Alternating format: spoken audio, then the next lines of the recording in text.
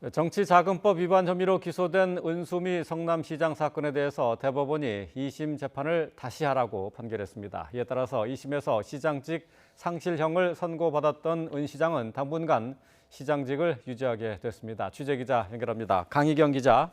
네, 대법원입니다. 네, 대법원의 판단 내용 전해주시죠.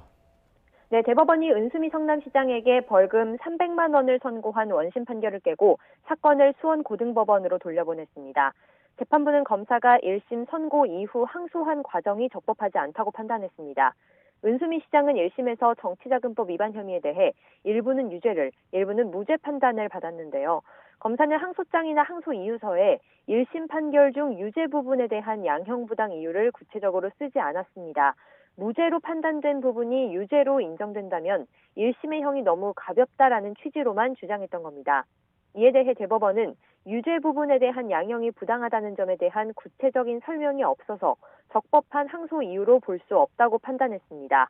따라서 항소심이 1심 판결의 유죄 부분의 형이 너무 가볍다는 이유로 이를 파기하고 더 무거운 형을 선고할 수도 없는 것이라고 밝혔습니다.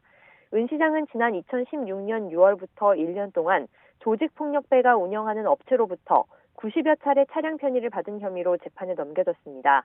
1심 재판부는 혐의를 유죄로 인정하면서도 지원을 적극적으로 요구한 것으로 보기 어렵고 시장직 수행이 부적절할 정도로 죄책이 중하지 않다며 벌금 90만 원을 선고했습니다. 2심 재판부도 유죄 판단을 유지하되 검사의 양형부당 주장을 추가로 받아들여 1심 판결을 깨고 벌금 300만 원을 선고했습니다. 차량 편의를 받은 행위가 정치 활동과 관련한 공정성과 청렴성에 대한 국민 신뢰를 저버린 것이고 국민을 섬기는 정치인의 기본 자세를 망각해 비난 가능성이 크다고 판단했습니다. 선출직 공무원은 정치자금법 위반 혐의로 벌금 100만 원 이상의 형을 확정받으면 직을 상실하는데요. 이후 판단을 지켜봐야 하겠지만 일단은 파기환송심을 거치게 된 만큼 은 시장은 시장직을 당분간 더 유지하게 됐습니다. 지금까지 대법원에서 YTN 강희경입니다.